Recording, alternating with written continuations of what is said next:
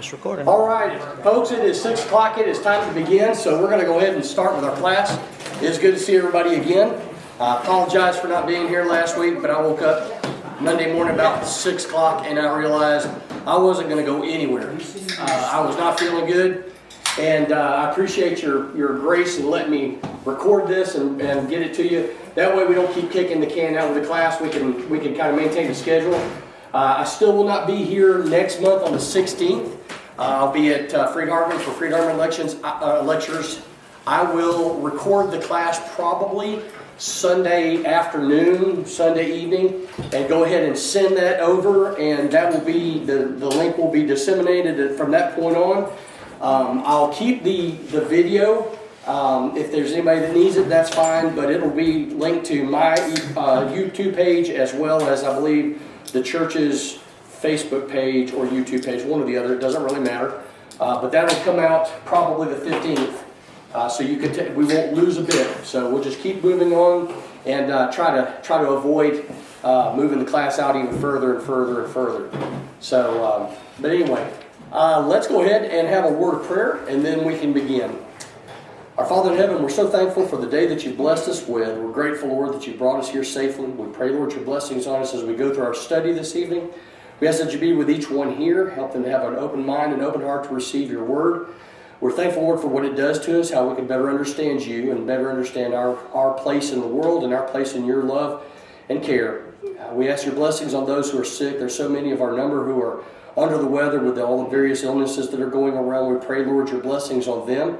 Help them to get better very, very soon and come back and be with us again. We ask that you be with those who may be traveling tonight or on their way here. We ask that you give them safety as well. Most of all, Lord, we thank you for your Son, Jesus. We're thankful for his gift, for his sacrifice on the cross, and we pray your blessings on us through him. And it's in his name we pray. Amen. All right. I asked and I received. I got a couple of questions after the video went out. I don't know who they were. I just got a couple of questions, and one of them was, what does it mean when Abraham asked Eleazar to swear, "Put your hand under my thigh"? I did just a little bit of research. There's a lot of idioms that are used in Scripture that meant perfect sense to the people at the time. For us, maybe not so much. Our idea is, it's interesting that now we're told to what? Let your yes be yes and your no be no. There's no real reason to take some sort of a great vow. But at that point in time, that was part of it. If there was a strong promise that had a clear-cut mission, and he wanted to make sure that this servant understood the importance of what he was wanting him to do, he made him swear this oath. And what I found was under his thigh could be a euphemism, all right? On the loin or by the seed of Abraham. So the proximity of the hand underneath the thigh to the genitals could mean simply that. It was just simply you was a swearing on the seed of Abraham, or quote unquote on the loin, okay? It also could just mean a simple matter of I'm submitting. It's certainly an idea of submission. This servant was under Abraham. Abraham was his master, and Abraham asked him to do this thing and made him swear that he would go and do it. And he was simply acknowledging that Abraham had the authority to command him to go do these things. But we also know that Abraham gave him an out. He said, if you get there, it doesn't work out, that's fine, come on home. But don't do what? Don't take my son back there, bodily take him back there, and don't get him away from the Canaanites. All right? The second question is, why is it called cut a covenant? You don't make a covenant under the Old Testament. You cut a covenant. This is almost certainly because there would be some sort of blood spilled. If it was a covenant between Abraham and God or something along those lines, there would be some sort of blood spilled. It would be a sacrifice to show that the covenant was accepted and was entered into. Not merely just a yes, it was sort of like a punctuation mark. I will, and here's how I'm going to prove to you that I will. I'm going to affirm to you that I will. And if it was from between man and man, you might have a case of the idea of cutting the hand, blood covenant, but the idea of cutting, there would be some sort, it literally means the idea of cut, okay, so that there would be some sort of blood spilled. So I hope that, I don't know if it necessarily explains it, but that's based on the research that I found when I started looking through it. And you'd be surprised, it's really interesting. When you look at a lot of the scholarly works on the Old Testament, they are very quick to say, we don't know, but this is the best we have to go on. All right? That we think that this may be the case, but we've seen it where it's differing from here to here, from group to group, from people to people, from family to family, from nation to nation. So when you start doing a little bit more scholarly work, which I hope everybody ends up doing, you'll be both, it's both beneficial, your eyes are open a little bit, but then you also get a little frustrated. And we're going to get into that here in just a couple of moments, because I've been very frustrated with a couple of things as I've been reading through, as I've read through Genesis and the rest of the Old Testament. There's some frustrations that are involved in there, okay? Because there's some things that you want to know so badly, but they're not that easy to find out, okay? So anyway, that's where we are. So let's go ahead and let's turn. Oh, real quick, is there anything anybody wants to add? Anybody questions or anything like that? Did anybody have problems with the video? Is there anything in the video that you went, okay, I wish I could ask that question then instead of now? Excellent. All right, very good. So let's go to chapter 25. We're at this is the halfway point in the book. This is the halfway point. I believe, I'm trying to remember how many weeks is this? Is it 5 or 6? 7. This is the 7th week? Is it really? Wow, we're right on top of things. That's awesome. Next week we'll probably do a little bit of kind of go back over the book, first half, and do a little review. Is anybody here taking it for credit? Okay, we got one. You're all taking it for credit. You're all going to get a test. You're all going to get a paper. No, I'm just kidding. I'll send the test out after we do the review next week. And then we'll move on from there. And if you decide that you want to take it for credit, it's not too late. All right, it's not too late until it's too late. All right, so let's look at this. Chapter 25. Abraham takes another wife. Why? Because Sarah is dead and Hagar is gone. Right? So right now, Abraham is without a wife. He's without a significant other. He takes another wife whose name was Keturah. We do not know where Keturah comes from, likely within the clan. So he takes this woman. She gives him more children, right? It took Sarah forever to have the one, Isaac. And apparently the issue was between Abraham and Sarah. God had in mind a particular time frame. Because when he's with this woman, he's able to have several men. Zebulun, Jokshan, Medan, Midian, Ishbak, and Shua. And of course, you see the different names and all of that. So we're not going to worry too much about that, because at the end of the day, these are not part of the narrative of the Christ, and they just move on. They have their own families, they have their own clans, and they are either. It doesn't show. I have not been able to find where any of these men were the father of a nation. So they were likely consumed within. They became part of other nations that were around. They went and they found their own way through those places. So she bears him 6 sons, but Isaac is still the sole heir of Abraham's goods. Still the sole heir of Abraham's goods. But, well, let's read a little bit. Verse 5. Abraham gave all he had to who? Isaac. Right? Isaac was the child of promise. He's the one that everything comes through. Everything that he had, all of his goods and all of his possessions, go to Isaac. But, verse 6, it shows that Abraham was not unconcerned with these sons that he fathered, right? It says, to the sons of his concubines, Abraham gave gifts. And while he was still living, however, he sent them away from his son Isaac. Why would he do that? What's the purpose by sending them away from his son? Security for who? For Isaac, right. You don't want this issue where one of these sons that were a little bit younger than Isaac all of a sudden decide, the old man's dead. Now's my chance. I'm going to make this happen. And he raise a group of his people to come and kill Isaac and take what he has. I mean, that was unfortunately fairly commonplace, especially within the region that they lived, because those people did not fear God. So that was likely something that they saw maybe on the regular. So, but he says, while he was still living, while Abraham was still living, he sends away these young men. He sends them away from his son Isaac eastward towards the east country. All right. So, not too bad a showing for Abraham, right? He lives to be how old here? 175 years. Now we will see that the age of the patriarchs begins to dip dramatically as we move forward from this point on.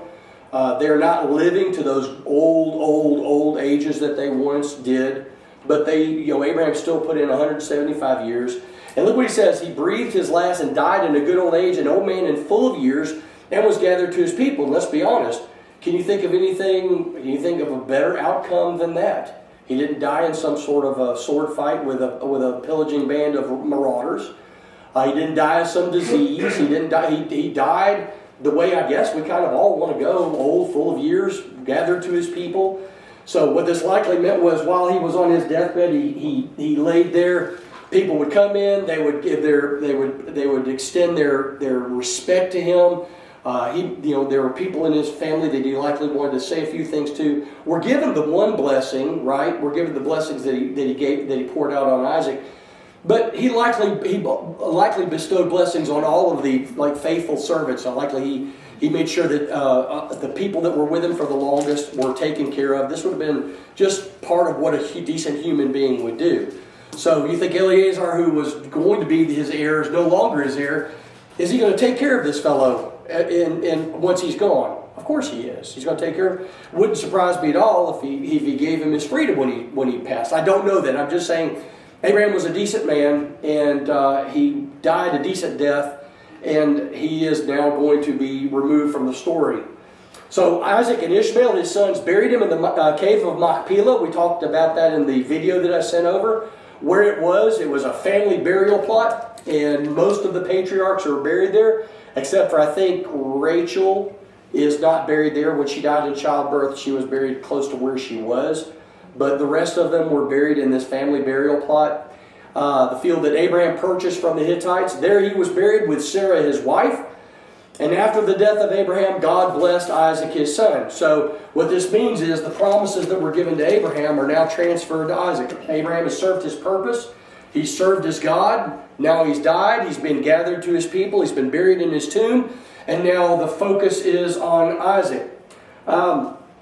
This is the interesting thing about Isaac, is the majority of the story is on Abraham at first, and then Isaac actually only occupies a very small portion of the narrative before the attention is turned to Jacob. Not sure why that is. Probably because there was no major issues with Isaac. You didn't have any grand story, some arc of redemption or anything like that. Isaac just simply did what he was supposed to do, had fathered his children, got taken advantage of by his children or one of his children and his wife. But by and large, there's no major character arc in regards to Isaac. He just simply was who he was, and he did, by and large, what we can tell, he was a decent man. All right? So these are the generations of Ishmael, Abraham's son, whom Hagar the Egyptian bore to Abraham. We're not going to go through all of these. You can read them for yourself. But look at verse 16. These are the sons of Ishmael, and these are their names by their villages and by their encampments, 12 princes according to their tribes. So this was not a matter of Ishmael having a small group of people that he could kind of call his kinsmen. Ishmael was responsible for a large group of people that became their own nation. Okay? So he fathers 12 sons in accordance with God's promise to make a nation of him. We've got to remember that nation is not simply the idea of many children. It's not simply the idea of many children. It has a connotation here. There's a distinctive culture that surrounds them, possibly even their own language over time, and they're known for occupying a specific geographic region. So that's the idea when God made Ishmael a nation. He didn't say, I'm just going to make you a big family. He said, I'm going to make of you a nation. So, now Israel was more than just a collection of family, right? It was distinctive. And it bore the mark of a specific ancestor. What was that mark? The promise, right? There's a covenant that was cut at the very beginning with Abraham, and that continued on all the way through the nation of Israel, all the way until they were carried away by first the Assyrians and then the Babylonians. They were incredibly distinctive, and they were distinctive because God made them distinctive by giving them distinctive characteristics. Most of which, of course, comes underneath the idea of the old law. Certain things that they were to do because I don't want you to look like everybody else. You're not going to be like everybody else. I'm your God, not the rest of these guys in this Canaanite pantheon. I'm going to be your God, so you're going to do things a specific way. You're not going to eat certain things. You're not going to go certain places. You're not going to marry certain people. The idea of the rite of circumcision, that from the very beginning set them apart from everybody else. Okay? All right. So there we are.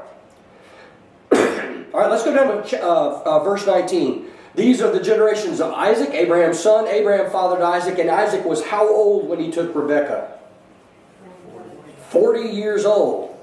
Now we think, man, 40 years old, but listen, I know plenty of guys that just get married a little bit later in life. That's nothing wrong with that. Isaac's 40 years old when he takes Rebekah, the daughter of Bethuel, the Aramean, the sister of Laban. And I mentioned this last week. When we read about the circumstances between Rebekah and Laban versus Laban and his two daughters. Laban goes from being someone who seems to be a fairly reasonable man, a fairly honorable man, and then when Jacob comes calling, Laban is not quite so honorable, is he? He decides he's going to take advantage where he can, and he takes advantage of Jacob. Of course, Jacob can't complain too much because he took advantage of his brother, and he assisted in his mom taking advantage of his father. All right, so Isaac prays to the Lord for his wife because why? She is what? She's what? Barren. What does that mean? Can't have children. All right. Her womb was barren. Now, we don't know if this is something that's from the Lord or if it's something that's simply part of her that God cures later on. But he says that he prayed for her because she was barren. Why would you do something like that? You want children, don't you?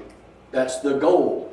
That's part of not only a physiological type of thing, the idea that, at some point, you ask my wife and she'll tell you, there was a point where I wanted children, and it was almost a drive. There's something inside of, she says, something inside of me just kicked. We got ourselves ready to go. Our camera went dead, so we've got a workaround right up here now. So let's go ahead and get started.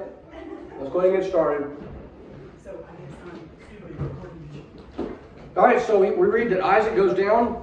He goes down to Gerar, to Abimelech, king of the Philistines. And this is the Abimelech that was around during Abraham's time.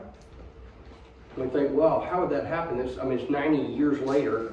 It's actually fairly simple to explain. We don't know how old Abimelech was when Abraham came to him the first time, but the names are the same, Abimelech and Phicol, who is the captain of his army. It would make perfect sense, especially when you think about the age of Abraham when he passed, 175. If this guy was 50, he's only 140 at this particular point in time. And we see here where Abimelech is not interested in Rebekah for himself. He wants to make sure that his people are taken care of by not taking her for wife. So let's read this. So he settles in Gerar. When the men of the place asked him about his wife, Rebekah, he said, she is my what? Sister. For he feared to say my wife, thinking lest the men of the place should kill me because of Rebekah. Does that sound familiar? Yeah, all right. So the people in Gerar apparently are quite keen on taking the wives of visitors to the place. So when he had been there a long time, Abimelech, the king of the Philistines, looked out of a window and saw Isaac laughing with Rebekah, his wife. The idea of laughing here is probably better translated as being intimate with. in the sense that they were probably sitting there and acting all lovey-dovey. It was evident that this was not his sister. This was his significant other. This was his wife. That's probably the best way to look at the idea of laughing with. So Abimelech calls Isaac and says, "Behold, she is your wife. How could you then say she is my sister?" And Isaac says, "Because I thought, lest I die because of her." But look at Abimelech. He's concerned about his people. Before, it was his household that was suffering because of taking in Sarai. All right? So Abimelech says, "What is this that you have done to us? One of the people might easily have lain with your wife, and then you would have brought guilt upon us." So he warned all of his people, saying, "Whoever touches this man or his wife shall surely be put to death." I think one of the things we need to look at here is that Abimelech looks at Isaac as a man of substance. This is a man of means. This is not a man and his wife who've kind of come stumbling into Gerar. This is a man of means. He has substance. He has male and female servants. He has everything that his father had, and plenty of herds, plenty of flocks, plenty of cattle, servants, male servants, female servants. He is a man of substance and a man of means. So Abimelech is not looking at him as a superior to an inferior. He's likely looking at Isaac as peers. I mean, this is he's conversing with Isaac himself, not sending somebody to talk to Isaac. He's receiving him and he's talking to him himself. All right. So in verse 12 it says, "He sowed in that land and reaped in the same year 100-fold." So the promise that God gave Abraham was what? "I'm going to bless those that bless you, and I'm going to curse those who curse you. Through you, the nations of the world will be blessed." Is God basically extending the same promise to Isaac as he did to his father Abraham? I think we can look at it and say anything other than a resounding yes. All right. So in 1 year, he gained 100-fold. The Lord blessed him, and the man became rich. Not that he wasn't already, but there's rich, and then there's rich. And at this point, Isaac, in this point in time, would be considered rich. And he gained more and more until he became very wealthy. He had possessions and servants, so that the Philistines had envied him. So there's going to be a point of contention between these people, the Philistines, and Isaac and his entourage, let's say. All right, verse 15. Now the Philistines had. I'll tell you what. Let me finish this slide real quick. The threefold promise. Remember, there's a nation promise. That's the actual. That's the descendants are going to be numerous. That's the idea of the nation. We have a land promise. That is that there's going to be a physical piece of property that is going to belong to the descendants of Abraham. That will be known. He didn't say this now, but eventually he will be known as, of course, the nation of Israel. And then you have the seed promise. That means that there's going to be a continuation until the coming of the Messiah through the lineage of Abraham. All right. So that's our threefold promise that God's blessed, that God cut with Abraham many years before. All right. I like this. This is just a map. I like maps, so I figured I would throw one in there so everybody can kind of take a look and see what's going on. But you see down here, you see the Edomites. This is where, ooh, man. All right. This is where the Edomites are, and you'll see as the Israelites come up from down here. This is the Arabian Peninsula down here, and they're going to come up from Egypt, and they're going to come marching through here. They're going to come in conflict with the Edomites. All right, pretty serious conflict with the Edomites. And then they're going to go up and they're going to inhabit this land, around in here. All right. At this point, of course, Isaac he was at Beersheba, and now he is at Gerar. That's over here. This is the area of the Philistines. So far, the 5 major city-states of the Philistines are not in existence yet. But they had sort of like the ancient Greeks. They would have these towns that would have kings, and they would be self-governing. They would be insular to themselves. But in cases of problems, in case of national issues, they would gather together. They would band together. They would fight together. So, and the Philistines are the group of people that, while David subdued just about every other group of people, the Philistines were the ones that caused them the most problems. Okay, that's where he is. He's in Gerar at this particular point in time. All right. Now the Philistines, in verse 15, is kind of interesting. The Philistines had stopped and filled with earth all of the wells that his father's servants had dug in the days of Abraham, his father. What an odd thing to do, to fill up a well.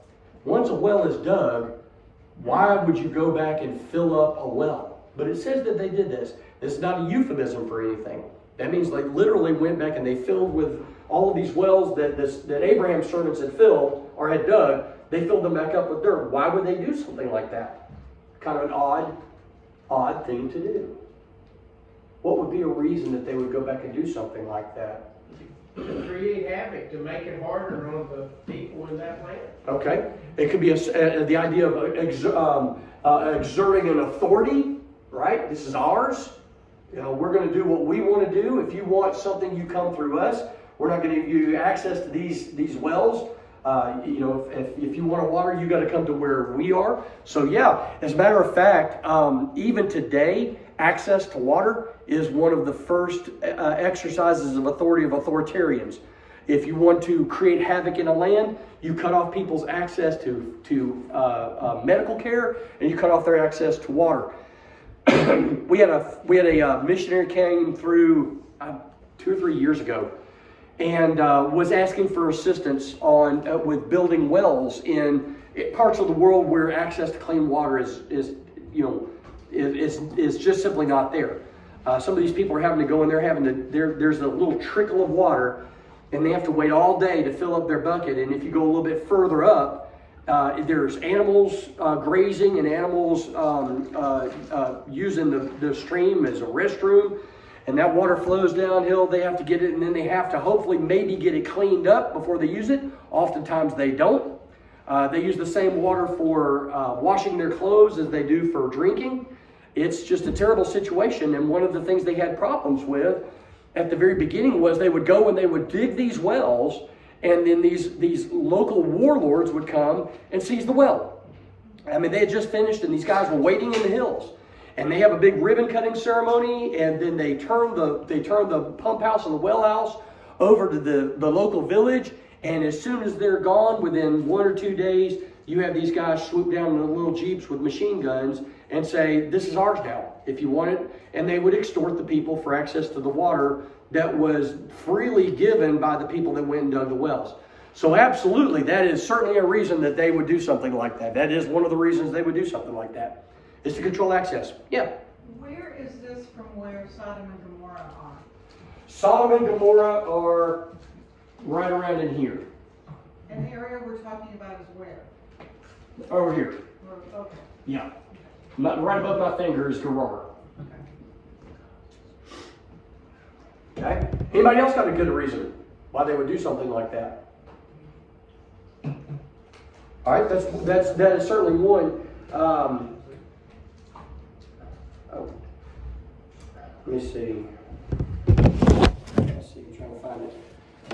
Why did the Philistines fill in all Abraham's wells? Number one, there's one reason. Abraham's no longer using them. He's no longer in the area. Abraham and Isaac and his own family had moved elsewhere, and they were no longer using them. An open well could possibly signify ownership, and the Philistines didn't want that to be a loose end. So they filled the wells. Abraham's gone. And then Abraham can't come back and say, "Hey, these are ours." So if they come back, they've got to dig out those wells again. That's one. That's one good reason. This would kind of fit in with the idea of the herdsmen of Gerar arguing about who the water belonged to. All right, but it also shows Isaac. He has a certain reluctance, right? He doesn't want to pick a fight with these people. Look how he handles the situation. And you think about how Isaac handles this situation. And you wonder if either of his two sons are going to have this kind of mindset towards working through any kind of diplomatic solution. He says, Abimelech says to Isaac, "Go away from us, for you are much mightier than we are." And this would certainly be the case if Isaac is as populous, his group is as populous as it seems to be, and the Philistines are not that populous, and they're not, their gods aren't blessing them, are they? Now, Jehovah is blessing Isaac. He says, "So go away from us. You're much mightier than we are." He doesn't want them in the area. So Isaac departs from there and encamps in the valley of Gerar and settles there. And so what does he do? These are the wells. And it's possible that even some of the servants are still with him from his father's days. So he digs again the wells of water that had been dug in the days of Abraham his father. And he gave them the names that his father had given to them. But When Isaac's servants dug in the valley and found there a well of spring water, the herdsmen of Gerar quarreled with the herdsmen of Isaac, saying the water is ours. So now you've got water rights that are being disputed. And if you've ever been in an area where water rights are disputed, it can get very, very ugly very, very quick. So they say that the water is ours. So he called the name of the well Esek because they contended with him. So then they dug another well out. And they quarreled over that one too. So they called his name Sitnah. And he moved from there and dug another well. But they didn't quarrel over this well. It could possibly be that they started they started as close to Gerar as they possibly could. And then they kind of worked their way out until they kind of like, okay, are we in good? All right about here is good. We're not going to be in conflict with anybody. Nobody's going to quarrel over this well. This is a good place. And there's sort of like this line of demarcation between Isaac's servants and the herdsmen of Gerar. Okay? So he called its name Rehoboth, saying, for now the Lord has made room for us and we shall be fruitful in the land. So kind of a diplomatic solution. He could have insisted on his father's rights to that well, but he didn't. He just moved back and moved out and allowed there sort of be a natural peace to occur when there wasn't a contention between his people and their people. Okay, so from there he went up to Beersheba, and the Lord appeared to him the same night and said, he reestablishes. It's interesting. Why does God keep coming to him and but reiterating the promise that he gave to his father Abraham? He's given it to him once, he's given it to him again, and now he's going to come in, he's going to say one more time. He says, I am the God of Abraham your father. All right? Fear not, for I am with you and will bless you and multiply your offspring for my servant Abraham's sake. Why would God continue to come back and restate that same promise more than once? We think about it, it was like once should be good. All right? Why would he come back and say it to him again and again? Because life is happening and he's doing all this well stuff, and maybe he's like getting discouraged. It could be. It could be. He may be looking at Isaac and saying, look, I just want you to I want to make sure you understand. I blessed you, and I'm going to continue to bless you. I am the God that your father spoke to. I'm not someone else. I'm the same one that cut the covenant with him. The covenant remains. I am still in charge here, and I'm going to make sure that you're taken care of. I'm going to bless you, and I'm going to bless the nation of the earth. Let me ask you this, guys that are married. Did you tell your wife you love her once and say, well, I've told you once. Why in the world would I need to say it again? You know that I love you. I don't have to keep saying it. That's not the case, is it? Does God continue to talk to us? He's told us things once. Does he say, well, once is enough? Or does he say, these are my earthly creations. Life happens, and you don't even have the memory that I've got. Okay, they don't remember things the way that I remember things.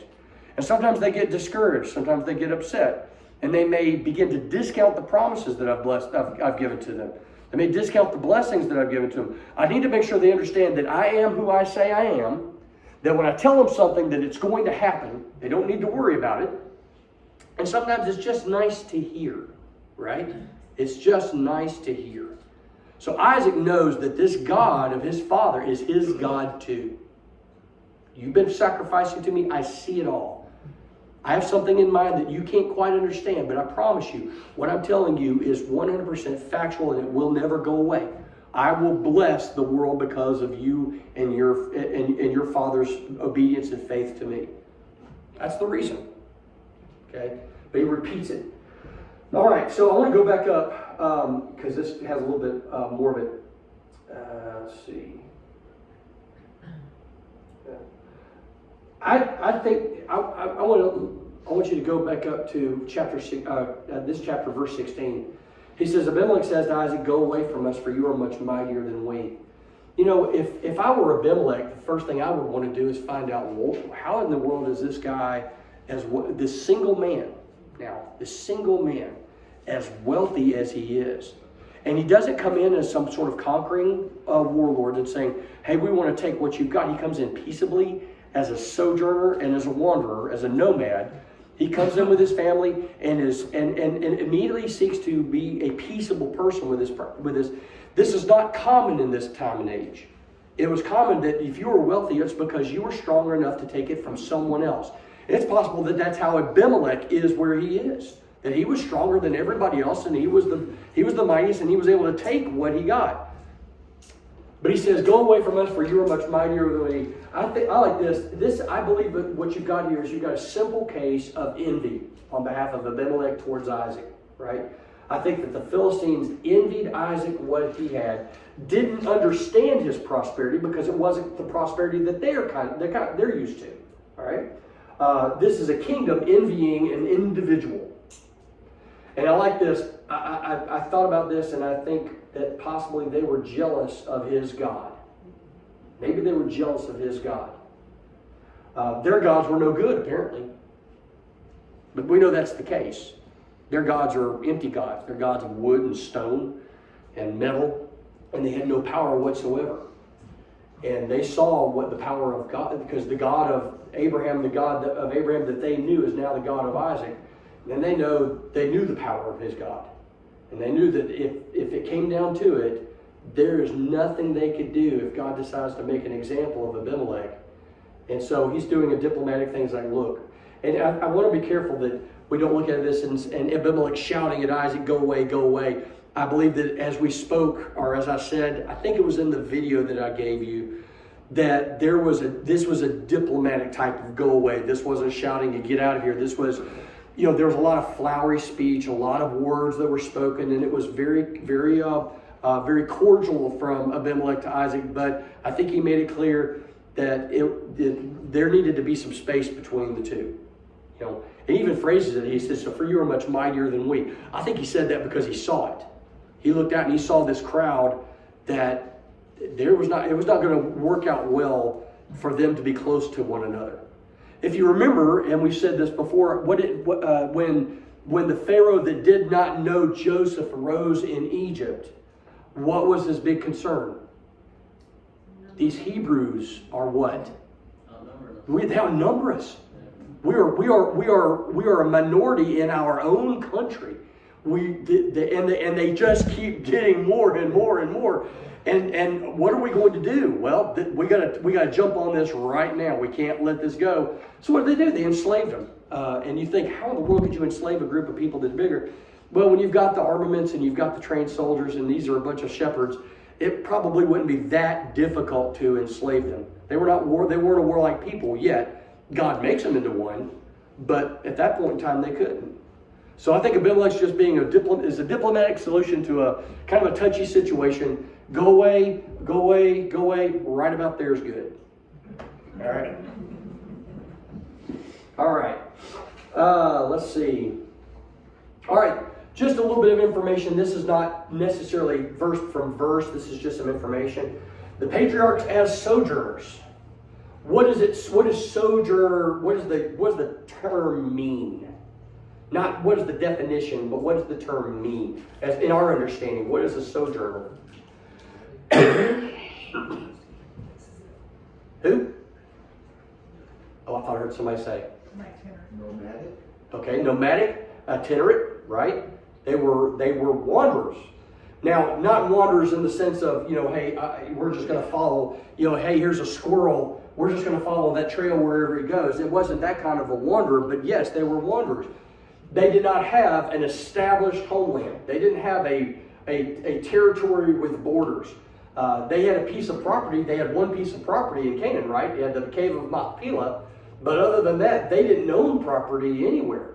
Even these wells, Abraham dug the wells, but they didn't belong to him. He didn't pay for them. He just simply dug down until he found water so he could water his herds and his people. But the idea here is they were nomadic. And all three of them went where either they were told to go or where they needed to go for the situation at hand. Famine's great, we're going to pack up and we're going to move. And as a patriarch, they could do that. So they went where they needed to go or where they were told to go. Because sometimes God said, I want you to get up, I want you to go over here. So what did they do? They got up and they went over there. All right. Sheep eat vegetation. I know this sounds like a kind of an odd segue. Sheep eat vegetation where? Anybody ever herded sheep? I herded sheep one time. That's not a job I want. It was interesting, but I knew that that's not a job that I want. Sheep eat vegetation, and they eat vegetation all the way to the ground, and then a little bit below. They eat the nice tender roots of the grass and anything they might be grazing on. They cannot remain in one place very long before they will consume everything there is. And if you allow them to graze too far down, they will destroy the roots for the next crop coming up. So you got to get them when they get down to a certain level. You got to pack them up and you got to move them another way. If you go, well, we're going to see that where Joseph's father says, "I want you to go check on your brothers. They've got the sheep and they're in another location altogether." That's what they had to do. You get the flocks and you move them. Especially sheep. Goats, they'll eat it down, but they won't be as bad. Sheep are just destructive as all get out to a piece of property if you're not careful with them. All right. So they would oftentimes have to move simply because the land was no longer able to provide sustenance. All right. So they got to be moved from one grazing spot to the other, sometimes twice in the course of a season. Then, of course, you've got a situation where you've got lambing to be done. You've got to separate them out, and there's just all kinds of stuff. So that's just some of the practical reasons that they were sojourners, mainly because God had never told them to settle down. You know, when it was time to settle down, He'd tell them to settle down. It's kind of like the temple. He said, I didn't tell you that I needed a temple. He said, that tabernacle is perfectly fine. It's been fine for years and years and years. If I needed a temple, I'd tell you to build one. It's the same thing with them. When it was time for them to settle down, they would settle down. But it wasn't time yet. It would be time when God says it's time to go up and take possession of the land that I'm going to give it to you. That's when it was time for them to go and settle down. And it's interesting because we're not going to get into that in this class. God tells them, and he makes this very interesting observation. He said, you're going to go to a land that is not yours. He says, you're going to live in houses that you did not build. You're going to gather grapes from vineyards that you did not plant. You're going to draw water from wells that you did not dig. Now I just found that just an incredible sense of promise that God gives to these people as He tells them where they're going to be. And for the longest time they had not had. Now they had lived when they lived in Egypt, they did. They lived in places, they lived in specific areas, but that's not their land. They're sojourners. They were, as the book says, strangers in a strange land. All right? They were sojourners. And it wasn't until many years after that they were no longer sojourners. They were inheritors of a place with delineated borders, and they had their own particular area within that land. And it's just an interesting study of these guys. All right, wherever they settled, they dug both a well and built an altar. And you can trace, if you go back and you look at the timeline and you look at the voyage, so to speak, of Abraham as he comes down into Canaan. And you see him as he goes down, and then he goes down into Egypt, and he comes back up, and everywhere he goes, where he settles for any period of time, any length of time, he builds both an altar and he digs a well. Digs a well for the practical, the idea of the physical day-to-day. You got to have water. When you've got that many herds and flocks and cattle and people, you've got to have lots and lots and lots of water, fresh water. So wherever he would get someplace that he would be there for a while, he went ahead and dug a well. Probably more than one. Go over there, dig another one, so forth and so on. But they also built an altar, and the altar is for the spiritual. We don't know what the worship was like for Abraham and Isaac and Jacob. We have some sense of it. We know, of course, if there was an altar, there was sacrifice to be made. But we don't read about the codified law until Leviticus, where God said, for this particular offense, this is what you'll offer. For this particular thing, this is what you'll offer. For a trespass and a sin offering and all of these things, this is what you're going to do. But we certainly understand from the book of Genesis and the book of Job that the patriarchs offered up sacrifice, animal sacrifice for their families and the people that were in their household. So, again, as we said earlier, they served as intercessors, they offered sacrifices, and they prayed to Jehovah. And they sojourned until they died on the road. We see where that happens to Abraham, and it's going to happen to Isaac here in just a little bit. And their first permanent home was Canaan. So what's our lesson from this? I mean, that'll preach, won't it? That'll preach. What's our lesson? What are we? We're sojourners, aren't we? Right? That song, "To Canaan's Land, I'm on my way," that's just an absolutely, it sums up the Christian's experience in 4 verses in the chorus, right? To Canaan's land, I'm on my way, because we are sojourners. We are strangers in a strange land. This is not our home. We just happen to be traveling through for a little while. Some of us longer than others. Some of us are going to have better time on the road than others. You know, that's the case. Some of us are going to be more prosperous, physically prosperous than the others. But at the end of the day, when we die, it's like Abraham and Isaac and Jacob. When they died, they were buried with what they were born with. They couldn't take a thing of it with them.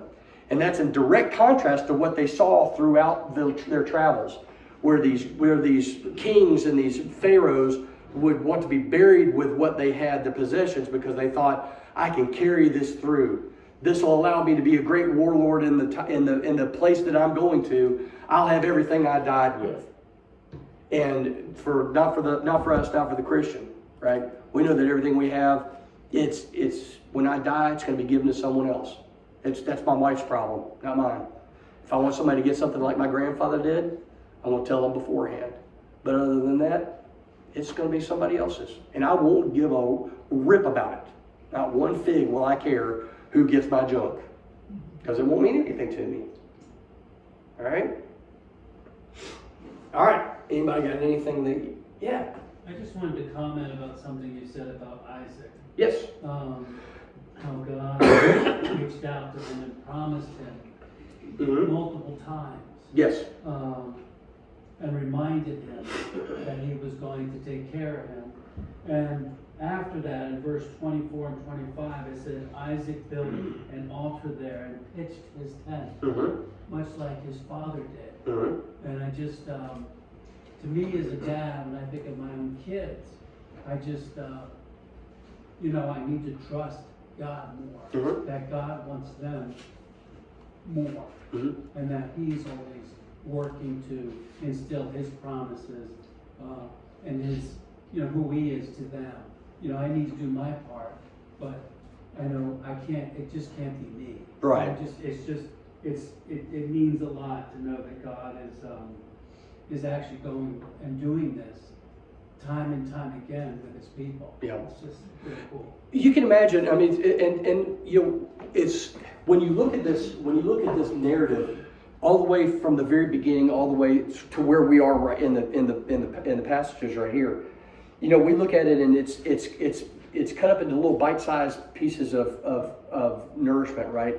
It's very specific snippets of their life. But you think about they basically the Holy Spirit summed up Abraham's life 175 years into just 2 or 3 chapters, maybe 4 chapters. Okay, but Abraham lived a life not outside of this, but in addition to what we read. So Abraham had all of the typical things that go on in life, right? He had things to take care of. He had people that he had to take care of. He had his own little worries for his little area. Now he was fortunate in the fact that God blessed him in certain ways, but it did not insulate Abraham from having issues or problems or troubles, right? You had people they had families that would be fighting. You might have had a family that would lose a child in childbirth. That happened quite frequently. You had sickness, you had illness, you had death. You had all of the things that go along with someone's life. He had to go through all of those. And so what sustained him through that? It was not his wealth. His wealth did not sustain him through everything that he had to go through, did it? Does it make it easier sometimes? Sometimes, but not all the time. I know specifically 2 or 3 people that would be considered rich. Now, I have no access to their wealth, so I don't want access to their wealth. But I talk to them sometimes, and it seems that more often than not, they're miserable. They're upset. They're troubled. They've got all kinds of issues. Sometimes it's family, sometimes it's other things. But I talk to them, and they have lots and lots and lots of troubles. Okay? So it's not their wealth that's sustaining them at all. So I talk to them and I ask them, so what's going on? This, and this. Well, tell me a little bit about it. And I start talking to them and I realize if their faith was not there, they would be, I don't want to be crude, but I honestly believe that these people would be taking a handful of pills or they would be using a gun on themselves because that's the issues that they've got. But because of who they are and who they serve, it allows them to continue. And I think you're absolutely right. Yeah, I think also our kids, or the next generation really they have to find their way with who God is. Sure. And I just love the way you said that. You said that Isaac, God continued to remind Isaac of the promises. So Isaac knows this God that his father Abraham knows, and it is his God too. Mm-hmm. And I think at that point, it's cool that he then built an altar and set up his tent. It's like, okay, Yep. I know the God now. I was raised, with That's my it. father, but Yep. now I have my own. This thing that my father used to do, now it's false to me. Yeah. I'm building an altar, and it's my family, it's my responsibility. Yeah. I don't know of a single parent that does not want their child to understand what Isaac's understanding. It's like the God of my parents is my God. When I was a child, that didn't quite dawn on me. I didn't have the intellectual understanding to understand that the God that my parents dragged me to church to serve is my God too. Yeah. And I think sometimes some of that doesn't come about until you become a parent. Some of it. I'm not saying that you can't understand God. That makes no sense whatsoever. But there are aspects of it that do happen after you become a parent or have the responsibility of raising someone, whoever that may be. Okay. But now Isaac's in the seat that Abraham used to occupy. I mean, we think about this situation that was going on with Sarah and Hagar. Now it's kind of glossed over in one or two chapters, and we're not really led to understand. Can you imagine the contention that was going on between these two people? One of whom is going to bear your son, and the other one wants to bear your son, but right now it's not happening. Doesn't understand why. Can't quite grasp of it, can't quite conceive of it. It's coming up with all manner of things in their head. That's just the way we are. And so he was having to deal with all of these things that were going on, just the regular course of your life. All right? And the same thing with Isaac. And we see what happens with Jacob and Esau. And you can imagine it right towards the end of your life to find out what your sons are up to. And this horrible event, really. It's a terrible thing that occurs. And that's part of the life that we live. That 175 years of Abraham is condensed, but there was 175 years of regular stuff going on, just regular life that kind of enters in. But at the end of the day, what do we sum up Abraham with? His faith. Same thing with Isaac. We sum him up with his faith. Same thing with Jacob. We sum him up with his faith. God said it, it's going to be so. And I'm not going to understand it, and I'm going to try to help him along, and I'll make a hash of it, but that's just the way we are sometimes. Anybody got anything they want to add to that? Thanks, Jim. I appreciate that. That was a very good comment. Okay. So let's look at it. So Abimelech and Phicol come to make amends, right? Right down here at the bottom, verse 26. When Abimelech went to him from Gerar with Ahuzath, his advisor, and Phicol, the commander of his army, Isaac said to them, and this is a reasonable comment, right? This is reasonable. Why have you come to me, seeing that you hate me and have sent me away from you? You said, go away. We went a respectful distance, and everything's been fine. And Abimelech's looking and saying, look, I like this. Look at Abimelech's acknowledgement of Isaac's God. He said, we see plainly that the Lord, and that word here is the Lord that we read about from this point forward, back. The Lord that Abimelech recognizes is the Lord that Isaac recognizes, okay? The wording is the same. We see plainly that the Lord, now at this part, Abimelech's probably saying, well, that's your God. I acknowledge your God. He's not my God. But your God is apparently much more powerful than my God. So your God, the Lord has been with you. So we said, and this is shrewd right here, isn't it? Let us make a covenant. So we're going to cut a covenant. That you will do us no harm, just as we have not touched you and have done to you nothing but good, and have sent you away in peace. You are now the blessed of the Lord. I think here he's saying that as your father used to be the blessed of the Lord, now you are the blessed of the Lord. So whatever power your God has that he was able to bless your father Abraham, now you have inherited that relationship with God. Okay. So you are now the blessed of the Lord. All right? So this is a pact of non-aggression. You don't touch me, we won't touch you. We'll live together in peace and harmony, and there won't be any problems. Now, truth of the matter is Abimelech has no leg to stand on. If Isaac had said, no. But Isaac is a different type of person, isn't he?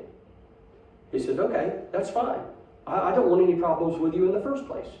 You know, we were fine. You sent us away. We bore you no aggression. We didn't come marching into your town. But that's okay, right?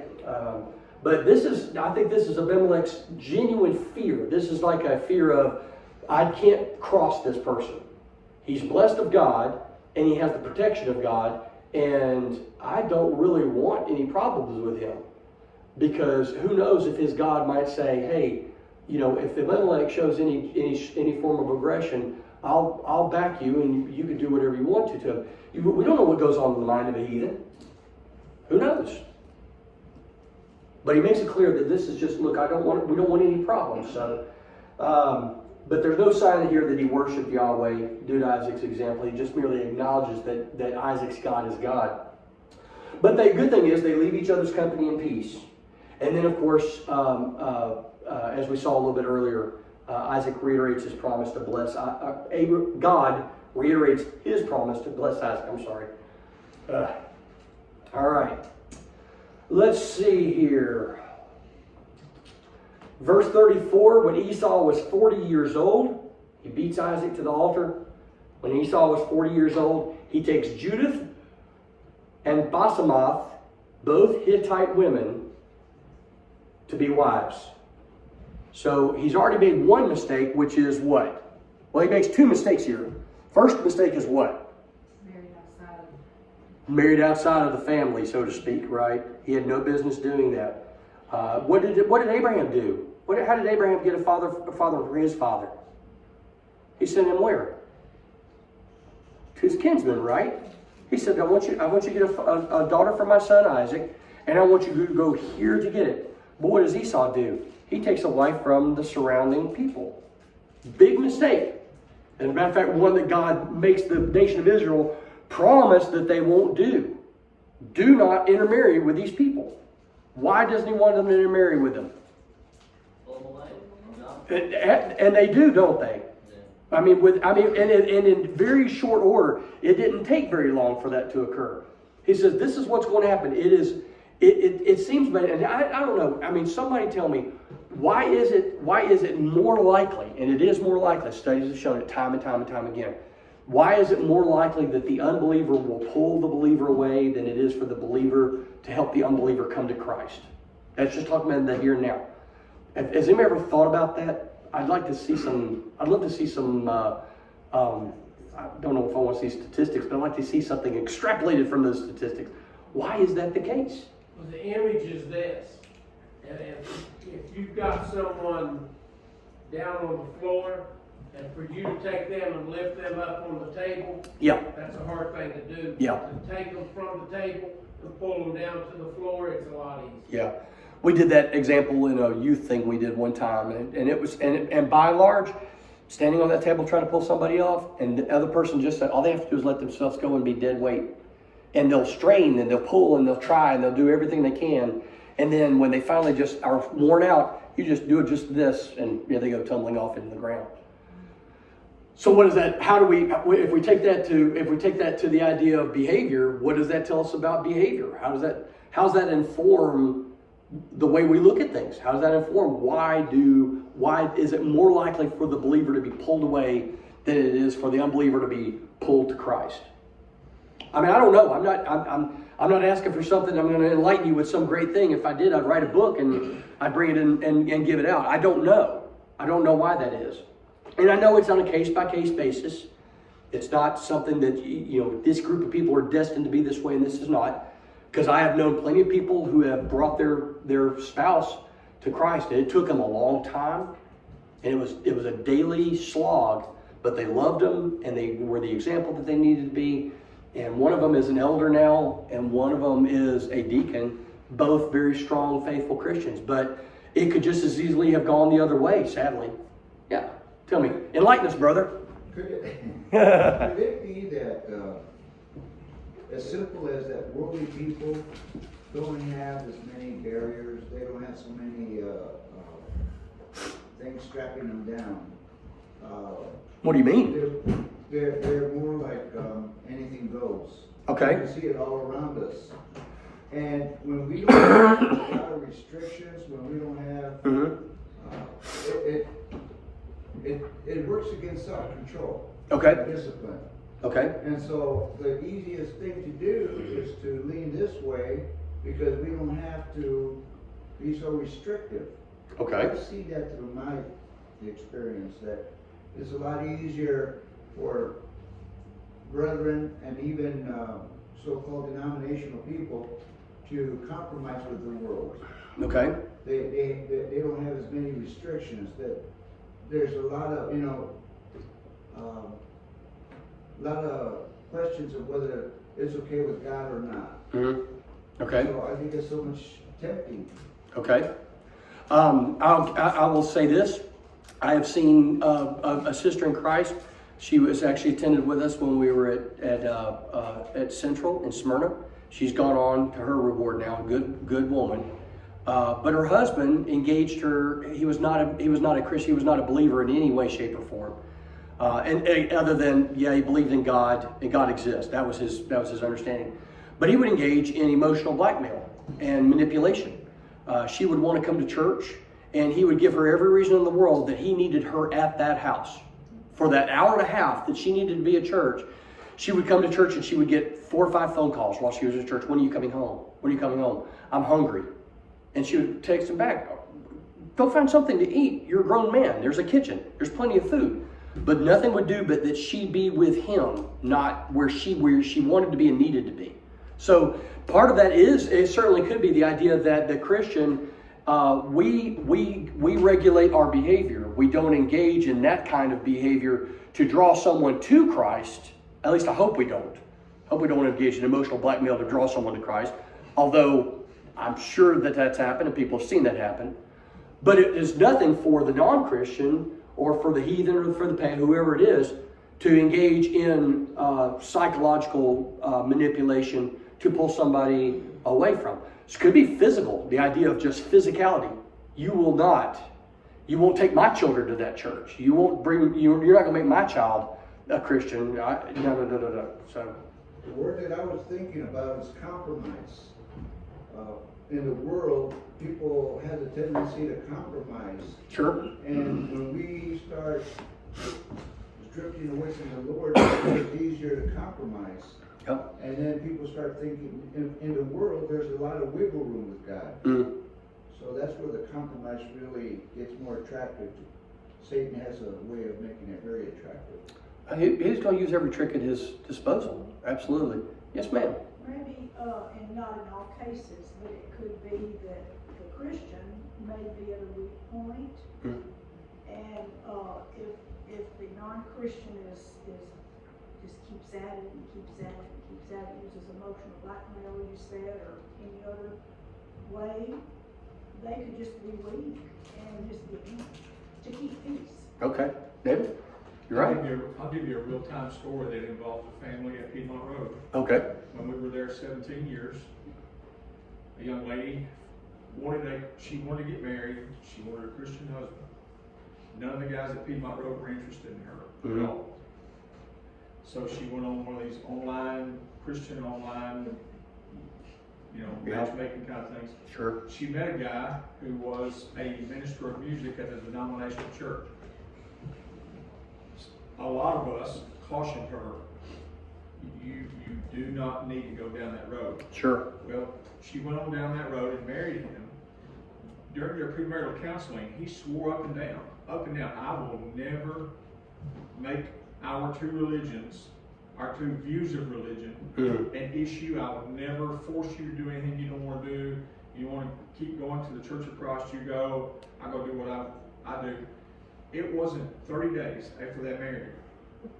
He said to her, how's it going to look when a minister of music comes to lead worship at speaking of his kind, and his wife's not even with him? Yeah. He blackmailed her. He did the very thing he swore up and down he would never do. Yep. And there's another side of the story that's just as regrettable. When she was asked why she went there, she's been brought up in the church. She's heard the truth all of her life. Sure. When she was asked why she went there, she said, well, two things. Number one, she said, the Church of Christ has never taught me error. They just didn't teach me the whole story. And now I have the whole story. I have a more comprehensive view of the scriptures that this other group taught me. But number two, she said, there were people in my home congregation who wouldn't even speak to me. She said, when I started going with my husband, Mm-hmm. she said they loved me so much there's no way I could ever walk away from that love. No. So in her case, those two things added up to her now being a member of that denomination, and she says she will never come back. Yeah. Got that? She's gotten swept in cognitive dissonance. It's like you hear something, and even when you're confronted with the error, you just can't take. You gonna say something, weren't you, brother? What I was going to say is Matthew 7, Jesus said that the difficult way is the narrow path, Yep. and the wide way is the easy path. Yep. So that's the way it's always been. It's always just going to be. It's you know, and that it absolutely is the case, because we look and see what happens here. How long ago did this occur? It's happened then, and it's happened every successive generation.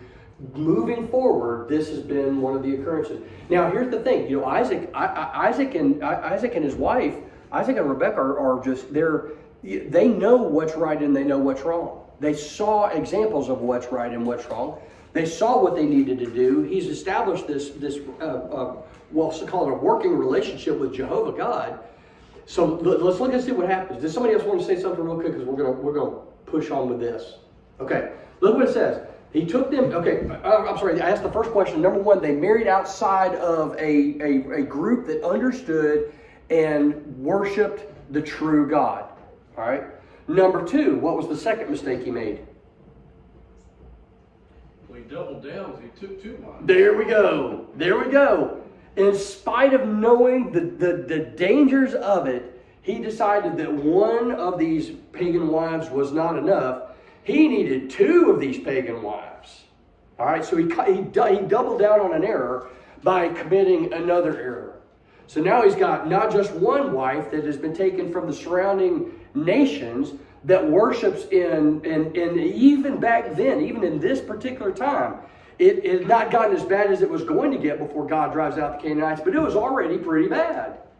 So now he's married this woman who is undoubtedly engaged in God worship, false God worship, multiple God worship, with all of the practices that go along with that. Now he's married 2 of these women, so he's got 2 people that are. How long is it going to be before Esau says, like you said, the old man was a good guy, but look, let's look at what it says. And they made life what for Isaac and Rebekah? Made it what? Bitter. Now, what does that mean when it said it made life bitter? It didn't say it made life bad or made life troublesome. It said made life bitter. What does it mean when something is bitter? I mean, just think about the physical aspect of it. There's almost everybody likes sweet, almost everybody likes sour, almost everybody likes salty. But there's something about biting into something that is bitter that does what? It's not just a momentary thing that you can wash your tongue away. Has anybody ever eaten like a pecan and all the little pith stuff didn't quite get taken out of the meat? And you bite into it and you're like, no, no. And then you make that one bite and it's like you get it out of your mouth, but you can't scrape off the taste off your tongue, the feeling off your tongue. That's the idea here. This is not something that is a momentary problem for Isaac and Rebekah. This is something that is an ongoing, because they see their son marry these 2 women, one of these not supposed to have it all. Neither one of them are from what they would consider to be a respected, acceptable genetic pool. They're not supposed to get wives from there. If Esau had wanted, what would they have done? Gone and found him a wife from their kinsman. At least there was something there. There was some sort of an understanding and a relationship. But no. He goes and he finds him. Who knows why he found him? Who knows what was it about him that made them attractive to him? But now he's engaged in both of these people. He's married them now. And every day, their activity, they worship their gods. And Isaac and Rebekah are watching these two women worship these false gods, and then likely, sadly, saw Esau either just accept it or start engaging in it himself. Okay? So it's kind of like the idea where we talk about Lot, where righteous Lot looks at the wicked deeds of the Sodomites, and it pained him daily to see those wicked deeds being done.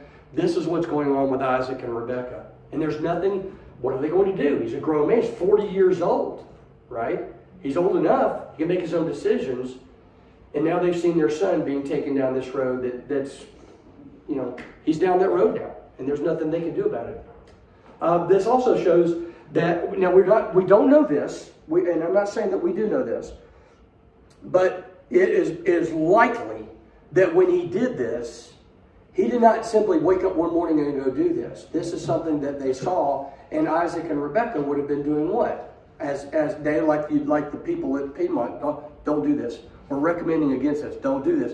If you want a wife, we'll find you a wife. Esau made a determination, a conscious decision to go and do this thing that was going to make, number one, make his mom and dad miserable. Have you ever known anybody that got married to somebody just simply because it was going to stick their thumb in the eye of their parents? Oh yeah. And guess what it did? It made their lives just miserable.